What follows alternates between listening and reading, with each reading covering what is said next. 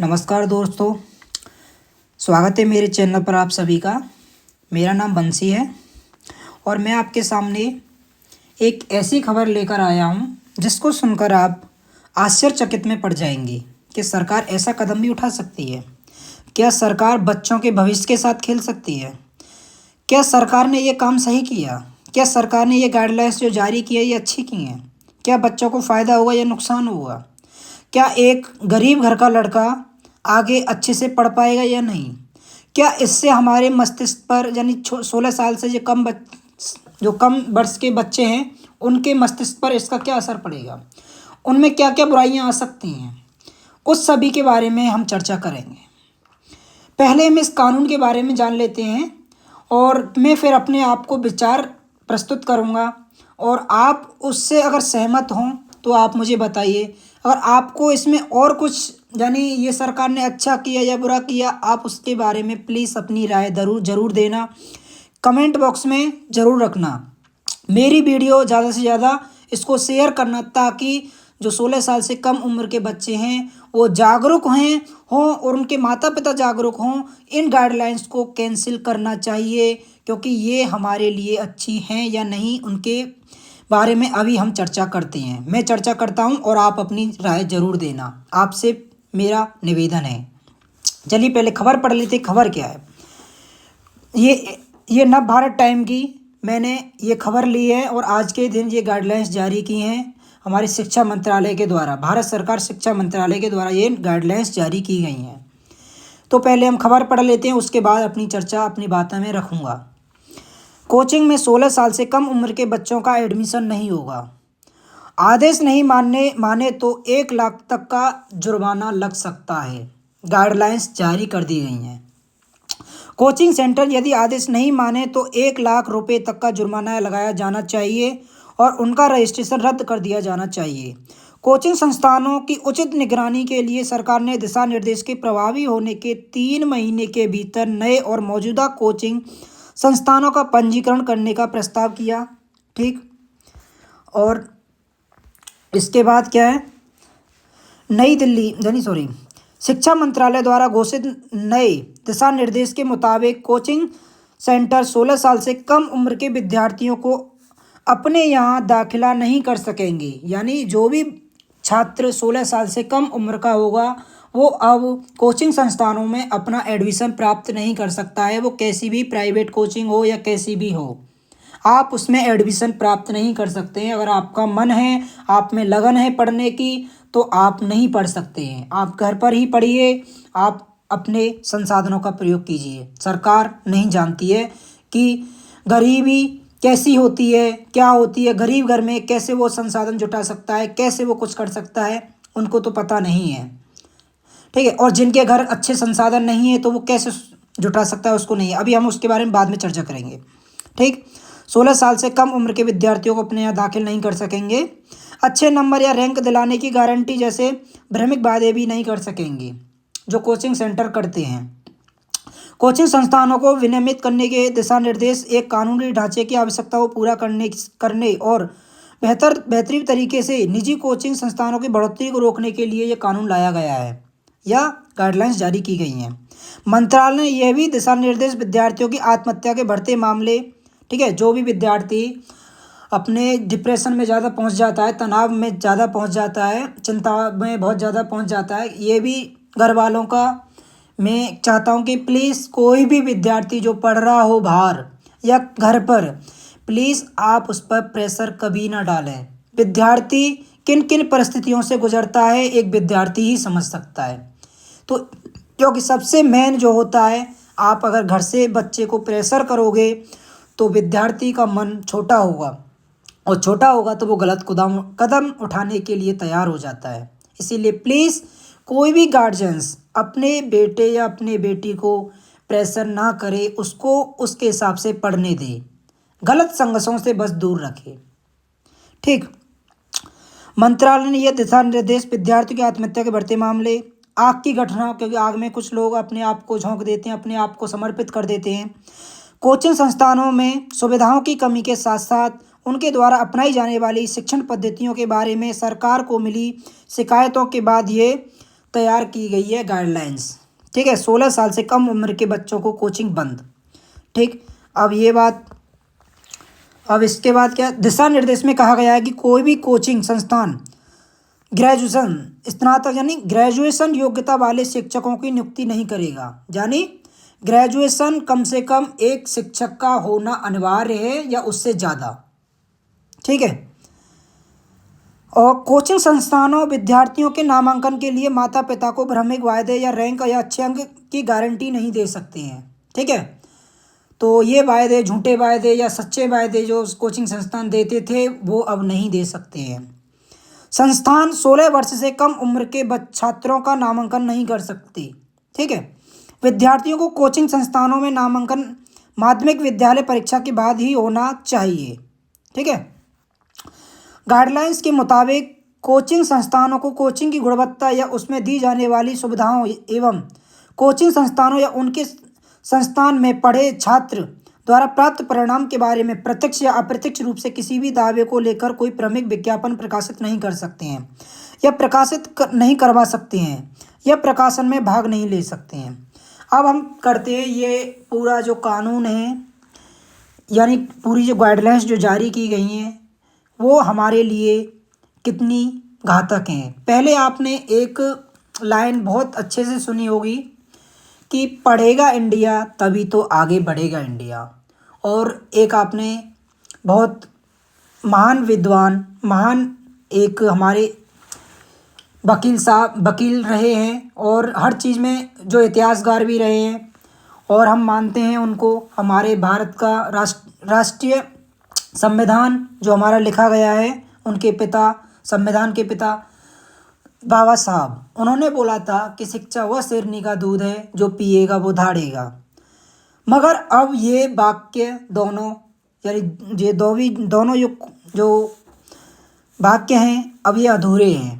अब इनका उल्टा अगर करते हैं तो पढ़ेगा नहीं इंडिया तभी तो अंधभक्त बनेगा इंडिया। अब क्या होगा, क्योंकि ये अब ऐसा ही होने वाला है। धीरे धीरे एजुकेशन को सरकार ख़त्म करती जा रही है और सरकार एक ऐसे स्तर पर कानून ला कर इन हमारे जो शिक्षा की पद्धति है उसको ख़त्म करती जा रही है।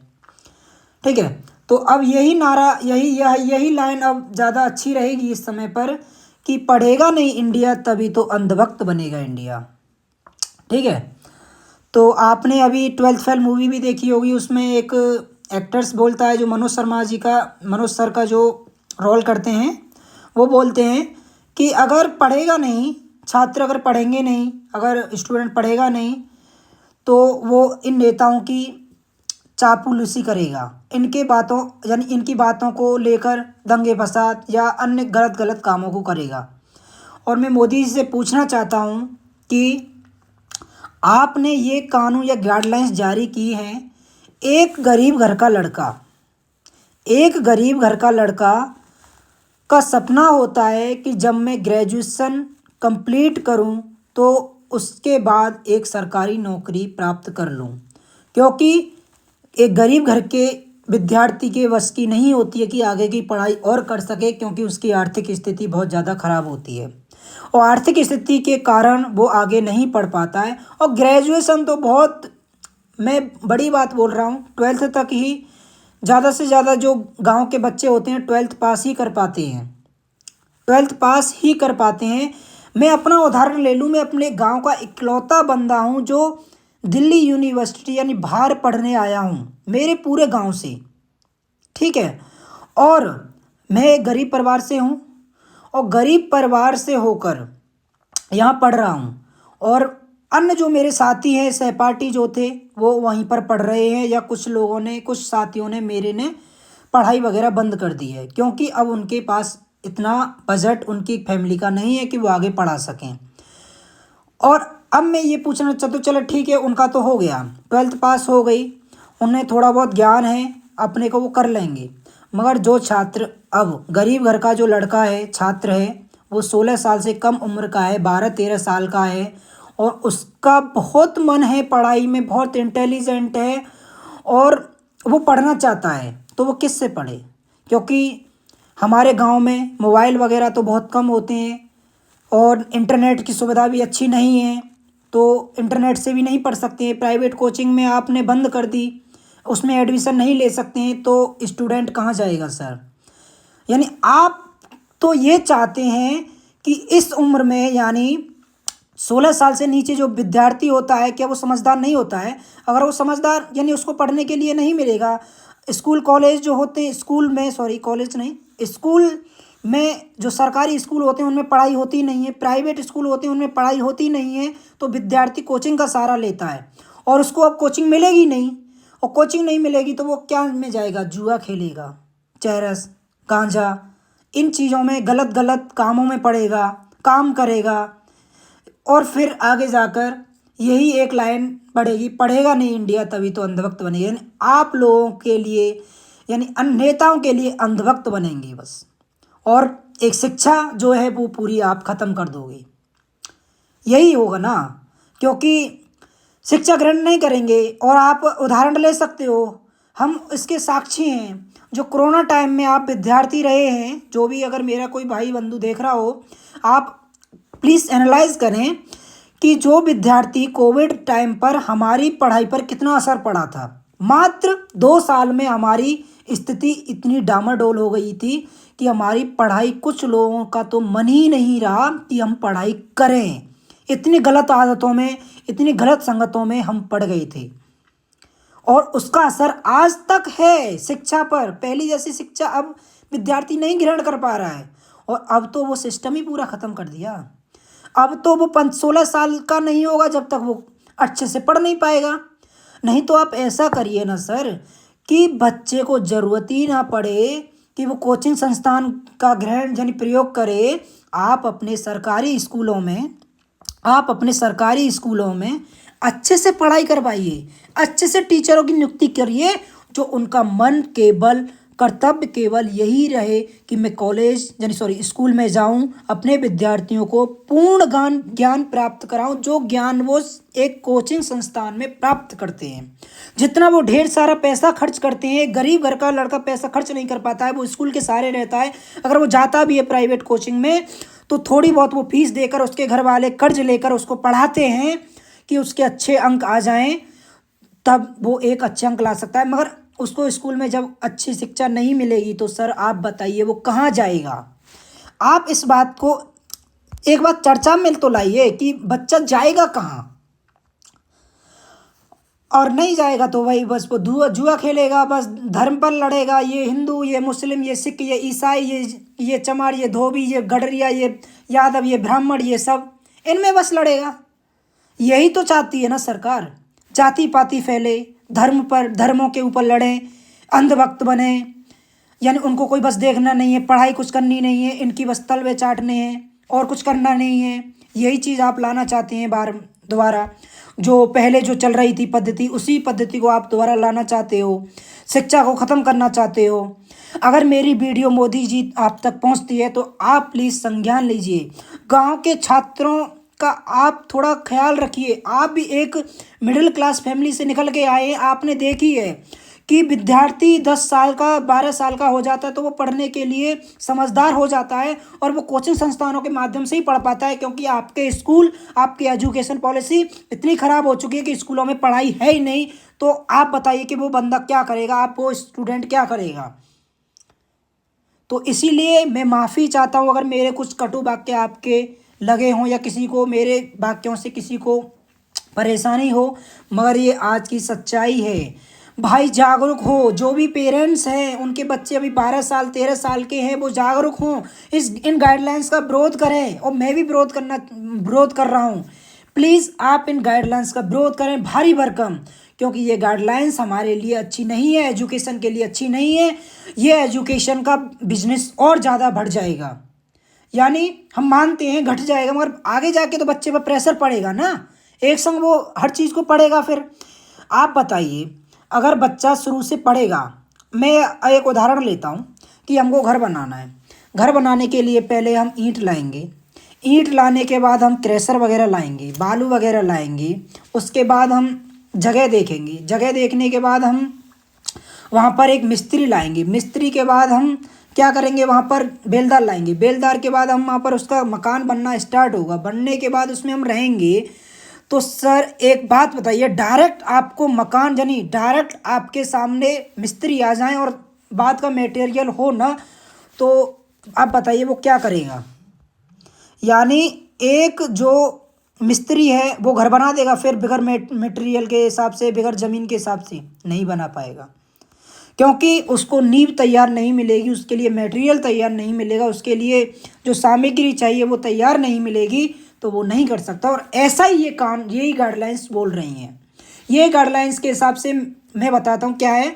ये गाइडलाइंस बोल रही हैं कि विद्यार्थी 16 साल तक गंवार रहे, बिल्कुल पढ़े ना, उसे कोई मतलब ना रहे, उसको बस यानी अन्य गलत गतिविधियों में रहे, उसको कोई मतलब ना रहे, क्योंकि यही बच्चा करेगा जब उससे पढ़ने का प्रेशर नहीं होगा थोड़ा बहुत, और उसको बिल्कुल पढ़ाई का एक मौका ही नहीं मिलेगा, यानी उससे कोई वो नहीं होगा, एक टेंशन ही नहीं होगी कि भाई मुझे कोचिंग जाना है, भाई मुझे वहाँ पर पढ़ाई करनी है, भाई मुझे ये एग्ज़ाम की तैयारी करनी है, क्योंकि उसकी पढ़ाई तो 16 साल से स्टार्ट होगी ना। आपके हिसाब से 16 साल से स्टार्टिंग करेगा वो पढ़ाई, और तब तक वो इतना निठल्ला बन जाएगा, इतना नालायक बन जाएगा, इतनी उसकी मंदबुद्धि हो जाएगी कि 16 साल से उसकी समझ में ही कुछ नहीं आएगा। ठीक है, तो सर प्लीज़ आप इस गाइडलाइंस को रद्द करें। धर्मेंद्र प्रधान जी, आप इन गाइडलाइंस को जल्द से जल्द खलत करें, यानी खारिज करें। ये पूरी तरीक़ा से प्रतिबंध इन गाइडलाइंस पर लगना चाहिए मेरे हिसाब से। और आप सभी लोगों की क्या राय है, प्लीज़ अपनी राय ज़रूर दें, कमेंट बॉक्स में दें, और इस वीडियो को इतने ज़्यादा से ज़्यादा फैलाएं ताकि आज का जो अभिभावक है वो जागे, शिक्षा बचाए। शिक्षा खतरे में पड़ती जा रही है, खास करके गरीब भाइयों, गरीब बहनों, गरीब माताओं, गरीब अभिभावकों, प्लीज़ आप जागरूक होइए। आपके पास इतना संसाधन नहीं है, आपके पास इतने सामग्री नहीं है कि ताकि आप घर बैठे बच्चों को अच्छी शिक्षा दे सकें। घर बैठे यानी स्कूल के भरोसे मत रहिए। सरकारी स्कूल कभी भी सुधरने वाले नहीं हैं, कभी भी सुधरने वाले नहीं हैं। तो अगर मेरे इन शब्दों से या किसी को आघात पहुंचा हो या किसी को समस्या हुई हो, तो उसके लिए मैं दिल से क्षमा चाहता हूं, माफ़ी चाहता हूं। और फिर मैं एक ही नारा लगाता हूं कि पढ़ेगा नहीं इंडिया तभी तो अंधभक्त बनेगा इंडिया। पढ़ेगा नहीं इंडिया तभी तो अंधभक्त बनेगा इंडिया।